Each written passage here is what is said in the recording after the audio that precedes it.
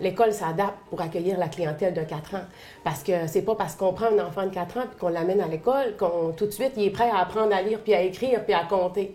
Fait que c'est sûr que l'école s'adapte en fonction du développement de l'enfant de 4 ans.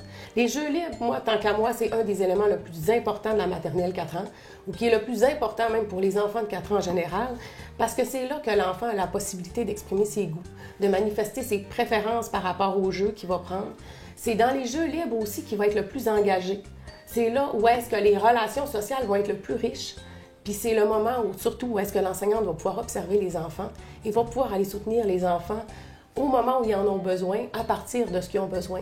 Il y a l'histoire, c'est sûr, à chaque jour, qui est une opportunité pour les enfants d'apprendre à se concentrer, d'apprendre à développer leur mémoire, d'apprendre à développer un intérêt pour l'écrit.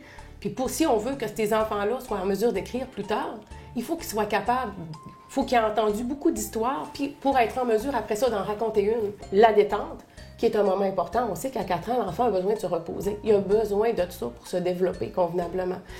Puis la détente, ça peut prendre plusieurs couleurs parce qu'il y a des enfants qui ont absolument besoin de dormir 1 heure l'après-midi. Il y en a qui ne dormiront pas nécessairement toujours. Fait qu'il y a des enseignantes, les modalités diffèrent. Il y en a qui vont faire du yoga. Il y en a qui vont faire des périodes de relaxation dans lesquelles il y a des enfants qui vont s'endormir puis d'autres qui vont juste relaxer. Il y a une technicienne aussi dans la classe avec l'enseignante. Parce qu'on sait justement qu'un enfant de 4 ans, ça n'a pas les mêmes besoins qu'un enfant de la clientèle scolaire. Quand on veut faire un programme qui s'adresse aux enfants de 4 ans, il faut viser le développement global. C'est-à-dire que c'est pas tant la connaissance des lettres qui compte le plus ou apprendre à compter que le fait que l'enfant puisse se développer sur le plan moteur. Donc, c'est aussi important pour un enfant de 4 ans d'apprendre à sauter, courir, gérer son corps, que d'apprendre à parler, à s'exprimer pour se faire comprendre, que d'apprendre sur le plan, de développer sur le plan cognitif, que de développer sur le plan de la littératie. Donc, toutes ces sphères-là sont aussi importantes les unes que les autres.